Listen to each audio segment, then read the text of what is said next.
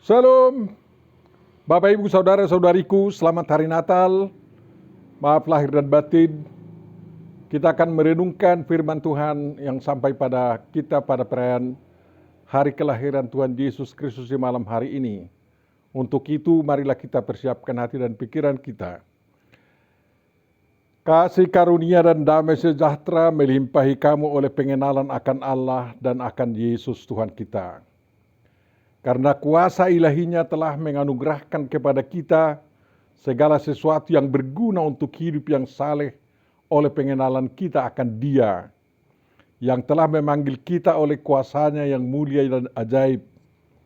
Dengan jalan itu Ia akan menganugerahkan kepada kita janji-janji yang berharga dan yang sangat besar, supaya olehnya kamu boleh mengambil bagian dalam kodrat ilahi dan luput dari hawa nafsu duniawi yang membinasakan dunia.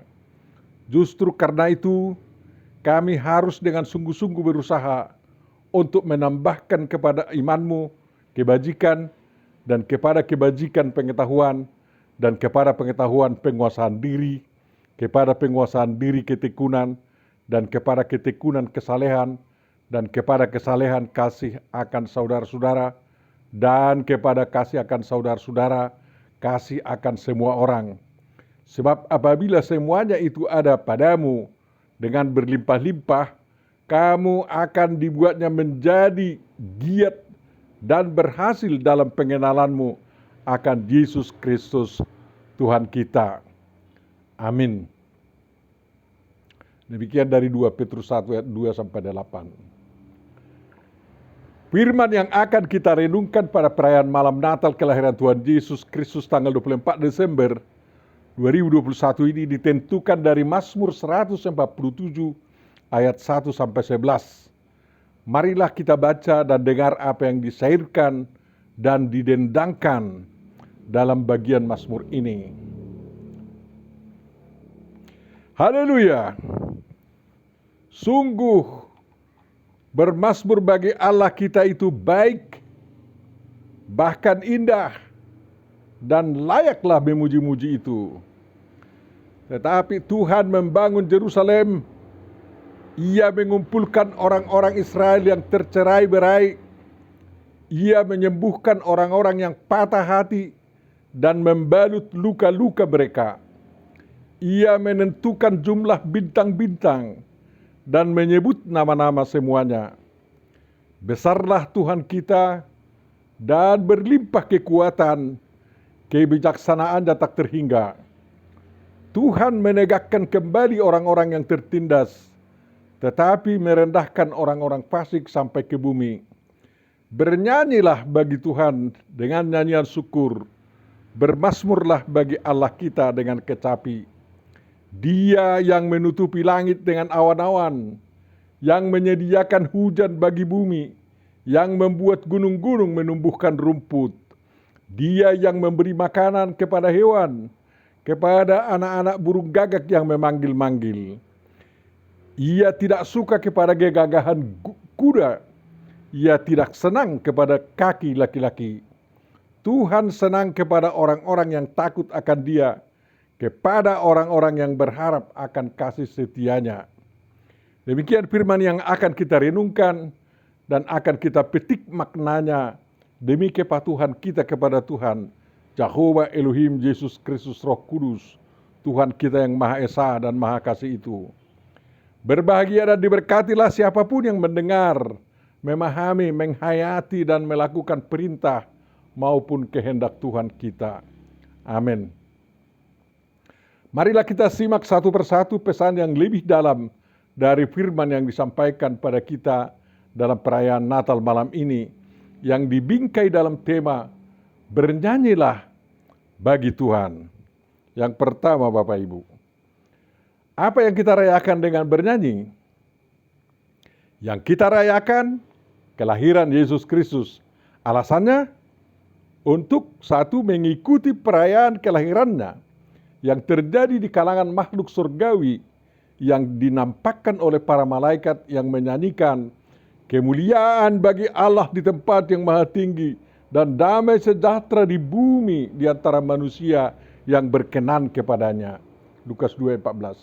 Dan yang kedua, mengikuti umat manusia yang bersukacita pada malam itu, yang dipertunjukkan oleh para gembala di Bethlehem Efrata dan dinampakkan oleh Maria yang melahirkan Yesus dan menaruh Yesus dalam palungan, dan oleh Yosef atau Yusuf yang berhasil setia mengawal Yesus Kristus sejak diberitahu kepadanya bahwa Yesus sudah ada dalam kandungan Maria, dan mengawal Yesus selama dalam kandungan Maria serta di malam kelahiran Yesus Kristus.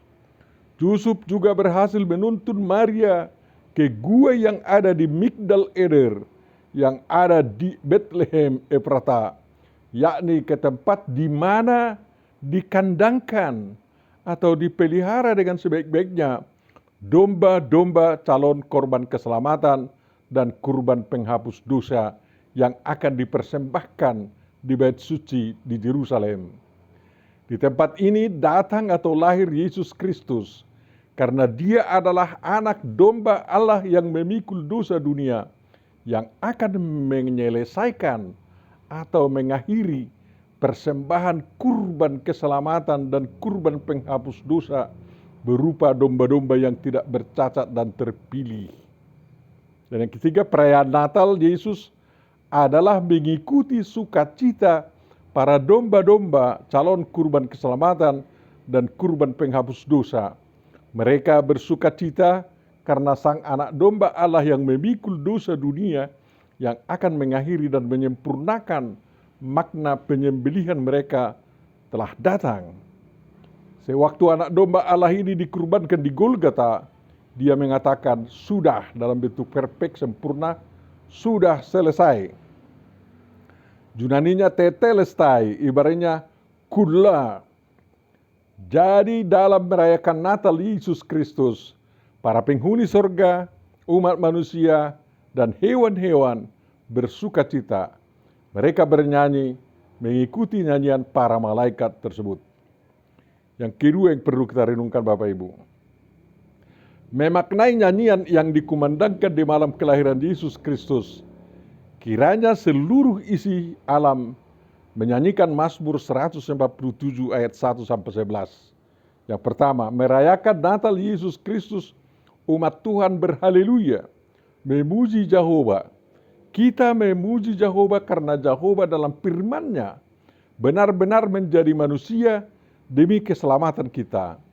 Karena begitu besar kasih Allah akan dunia ini, sehingga Ia telah mengaruniakan anaknya yang tunggal, supaya setiap orang yang percaya kepadanya tidak binasa, melainkan beroleh hidup yang kekal.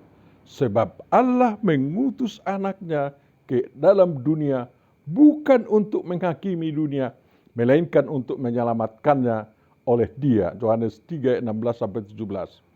Benar yang dikatakan pemazmur, sungguh bermazmur bagi Allah kita itu baik, bahkan indah, dan layaklah memuji-muji itu. Ayat 1. Berhaleluya dengan bermazmur sungguh baik dan indah. Inilah sastra terbaik dan terindah yang dapat menyentuh kalbu, pikiran, iman, dan akal sehat manusia. Memuji-muji itu layak, karena itulah puncak dari usaha mengekspresikan kehidupan umat yang penuh prestasi, kedamaian, dan kesejahteraan.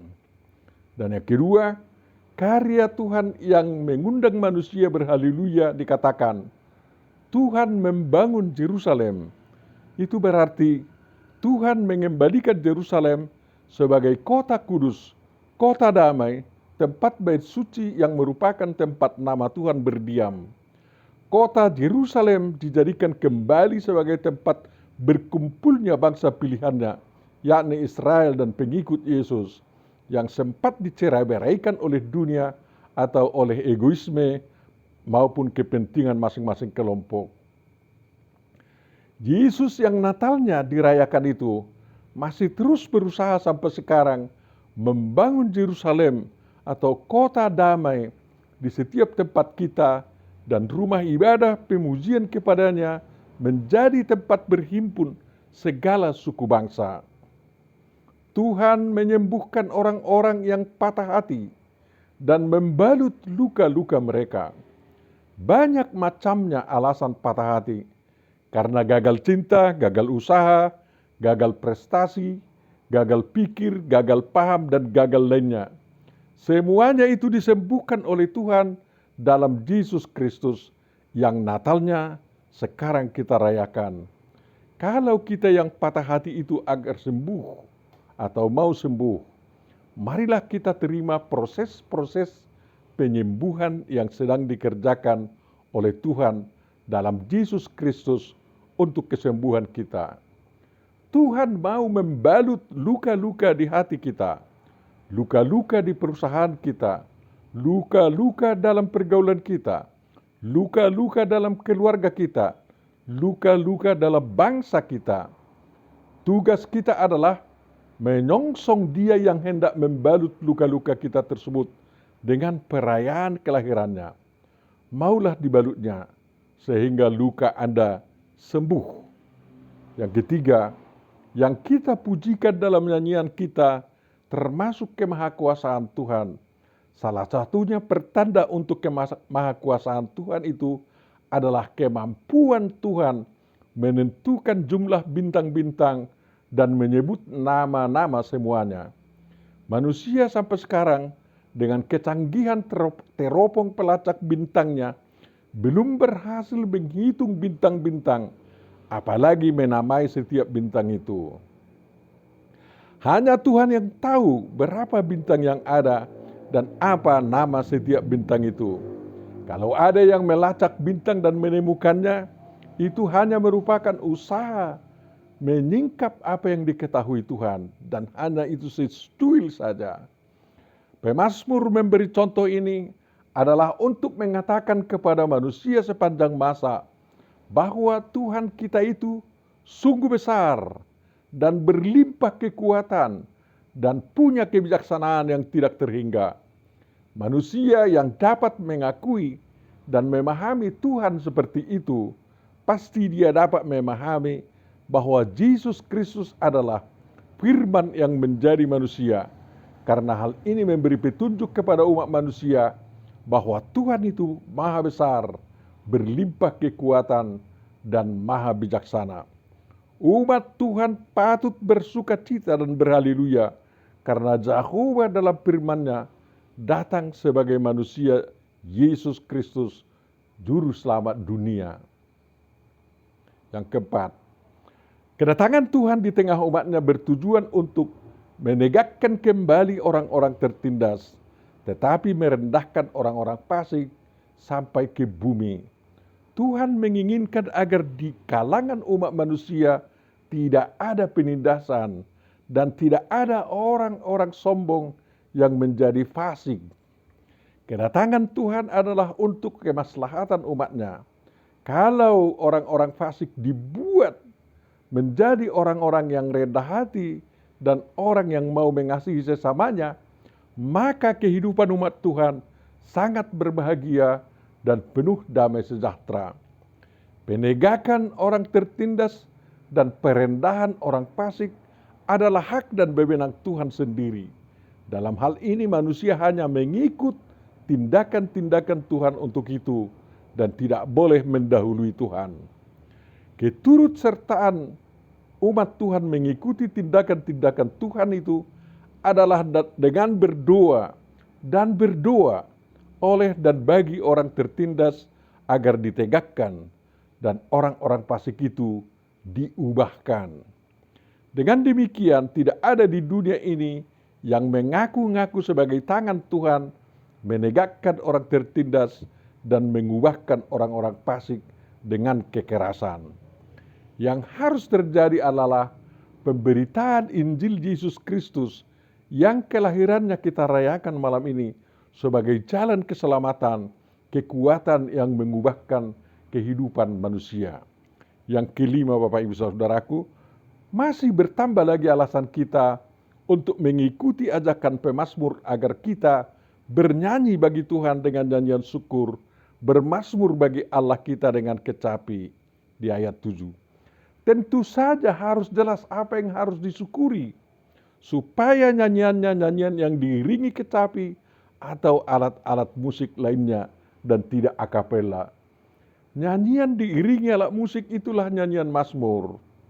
Kalau di ayat 2-6 sudah diberitahu alasan berhaleluya, di bagian kedua dari Mazmur ini, ayat 8-9 dan ayat 10-11, diberitahu lagi alasan-alasan kita untuk bernyanyi, yakni bermazmur.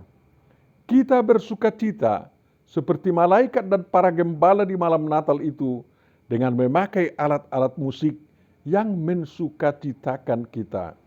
Sukacita muncul dengan memahami karya Tuhan yang mengatur ciptaannya demi kemaslahatan ciptaannya, yakni udara, bumi, gunung-gunung, dan rumput-rumput maupun hewan-hewan.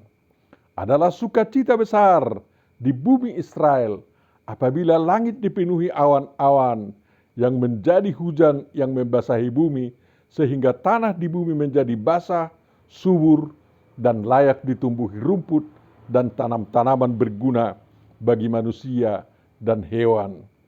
Dengan demikian tersedialah makanan bagi hewan-hewan di permukaan dan hewan-hewan yang berterbangan, yakni burung-burung di udara. Apabila hewan-hewan peliharaan dan hewan-hewan liar maupun burung-burung di udara mengalami kemakmuran karena makanan mereka lebih dari cukup, itu pertanda bahwa manusia di negeri itu sungguh sejahtera dan bahagia serta hidup dalam damai. Juru selamat yang kelahirannya kita rayakan malam ini mencita-citakan damai sejahtera hidup manusia seperti digambarkan oleh Nabi Yesaya dalam Yesaya 11 ayat 6-10. Di sana dikatakan, serigala akan tinggal bersama domba dan macan tutul akan berbaring di samping kambing. Anak lembu dan anak singa akan makan rumput bersama-sama dan seorang anak kecil akan menggiringnya. Lembu dan beruang akan sama-sama makan rumput dan anaknya akan sama-sama berbaring. Sedang singa akan makan jerami seperti lembu. Anak yang menyusu akan bermain-main dekat liang ular tedung dan anak yang cerai susu akan mengulurkan tangannya ke sarang ular beludak. Tidak ada yang akan berbuat jahat atau yang berlaku busuk di seluruh gunungku yang kudus, sebab seluruh bumi penuh dengan pengenalan akan Tuhan, seperti air laut yang menutupi dasarnya. Maka pada waktu itu, Taruk dari pangkal Isai akan berdiri sebagai panji-panji bagi bangsa-bangsa. Dia akan dicari oleh suku-suku bangsa dan tempat kediamannya akan menjadi mulia. Ini diulangi lagi dalam Yesaya 65:25. Untuk itulah Tuhan menurunkan hujan dan menumbuhkan rumput-rumput dan tanam-tanaman yang berguna bagi makhluknya yang hidup dalam damai sejahtera. Demikianlah gambaran hidup di dalam Yerusalem yang dibangun oleh Tuhan di kampung-kampung kita, di kota-kota kita, bukan hanya di Yerusalem yang ada di tanah Israel. Yesus berkata, damai sejahtera kutinggalkan bagimu, damai sejahtera kuberikan bagimu, kepadamu, dan apa yang kuberikan tidak seperti diberikan oleh dunia kepadamu. Janganlah gelisah dan gentar hatimu. Demikian Yohanes 14 ayat 27. Damai sejahtera bagi kamu. Sama seperti Bapa mengutus aku, demikianlah juga sekarang aku mengutus kamu. Demikian Yesus kepada kita menurut Yohanes 20 ayat 21. Kedatangan dan kelahiran Yesus Kristus adalah untuk memungkinkan damai sejahtera terjadi di dalam kehidupan semua makhluk ciptaannya. Bernyanyilah untuk itu Bapak Ibu Saudaraku yang terkasih. Yang keenam, dalam perayaan Natal Yesus Kristus malam ini, kita diingatkan tentang hal-hal apa yang tidak disukai dan apa yang disenangi oleh Tuhan. Ia tidak suka kepada kegagahan kuda. Ia tidak senang kepada kaki laki-laki. Ayat 10. Kegagahan kuda melambangkan kesombongan. Kaki laki-laki melambangkan keliaran. Dua perilaku ini sama-sama tidak disukai oleh Tuhan. Mengapa? Karena Tuhan sendiri mau merendahkan diri dan tunduk kepada hukum Taurat demi menyelamatkan umat manusia dari cengkeraman dosa. Setiap manusia sepantasnya mengikut Tuhan. Dan Paulus menasihatkan, hendaklah kamu dalam hidupmu bersama menaruh pikiran dan perasaan yang terdapat juga dalam Kristus Yesus, yang walaupun dalam rupa Allah tidak menganggap kesetaraan dengan Allah itu sebagai milik yang harus dipertahankan, melainkan telah mengosongkan dirinya sendiri dan mengambil rupa seorang hamba dan menjadi sama dengan manusia. Dalam hal keadaan sebagai manusia, ia telah merendahkan dirinya dan taat sampai mati, bahkan sampai mati di kayu salib. Filipi 2 ayat 5-8. Kelahirannya ke dunia adalah jalan Tuhan merendahkan dirinya. Ia jauh dari sifat kesombongan dan keliaran, tetapi penuh dengan kemuliaan hati dan kesopanan. Yang ketujuh, Bapak Ibu Saudara, Paulus mengajak kita meniru Kristus, mengimitasi Kristus, karena Tuhan senang kepada orang-orang yang takut akan Dia, kepada orang-orang yang berharap akan kasih setia-Nya, seperti dikatakan dalam Mazmur 147 ayat 11. Seperti orang tua yang sangat senang melihat anaknya yang melakukan dan mematuhi ajaran-ajaran yang baik dari orang tuanya. Demikian senangnya Tuhan kepada orang-orang yang bertakwa kepadanya. Orang yang disenangi Tuhan, hidupnya penuh bahagia, dan semua perbuatan dan kata-katanya soli Deo Gloria, hanya untuk kemuliaan Tuhan. Manusia tahu bahwa Tuhan bisa murka terhadap orang-orang berdosa, dan Tuhan sendiri mau melayani orang-orang yang mengundang murkanya, sehingga Tuhan datang membinasakan orang yang dimurkainya. Tetapi bukan pelampiasan murkanya yang dikehendaki Tuhan, melainkan pelimpahan kasih karunia dan kasih setia yang akan diberikannya, yang tentu saja kepada orang-orang yang mengharapkannya. Marilah kita lakukan ajakan pemazmur yang berulang-ulang mengatakan, bersyukurlah kepada Tuhan sebab Ia baik, bahwasanya untuk selama-lamanya kasih setia-Nya. Mazmur 136 ayat 1, 118 ayat 1, 107 ayat 1. Pujilah Tuhan sebab Tuhan itu baik. Bermazmurlah bagi namanya sebab nama itu indah. Mazmur 135 ayat 3. Haleluya. Bersyukurlah kepada Tuhan sebab Ia baik, bahwasanya untuk selama-lamanya kasih setia-Nya. Mazmur 106 ayat 1. Mari Bapak Ibu saudara-saudariku yang terkasih, kumandangkan nyanyian bagi Tuhan. Dengan kelahiran Kristus, sungguh kasih setia Tuhan yang selama-lamanya itu dinyatakan kepada kita. Amin. Mari kita berdoa. Tuhan Bapa Surgawi dalam Yesus Kristus, ajarilah kami dan berilah semangat kepada kami untuk menyanyikan kebesaran-Mu, keagungan-Mu, kemahakuasaan-Mu, sewaktu Kau datang sebagai firman yang menjadi manusia ke tengah-tengah kami untuk menyediakan keselamatan bagi kami umat berdosa. Oleh karena itu Tuhan, terima kasih atas sukacita Natal yang Kau anugerahkan kepada kami. Kiranya damai sejahtera Natal itu dapat kami nikmati pada malam hari ini dan sampai akhir tahun juga, sampai tahun-tahun yang tidak terhitung banyaknya. Terima kasih Bapak yang Kau lindungi bangsa dan negara kami. Dan kiranya perlindungan-Mu itulah yang dapat dinikmati oleh bangsa Indonesia. Jauhkan pandemi itu dari Indonesia ya Tuhan. Jauhkan varian baru Omikron dari Indonesia. Dan kiranya kasih-Mu lah yang terus dapat dinikmati oleh seluruh bangsa Indonesia tanpa kecuali. Ampuni dosa-dosa kami Bapa. Di dalam Yesus Kristus sempurnakanlah doa kami ini. Dan kami mohon Kau kabulkan dalam kasih-Mu yang kami rasakan dalam kedatangan dan kelahiran Yesus Kristus Tuhan kami. Amin.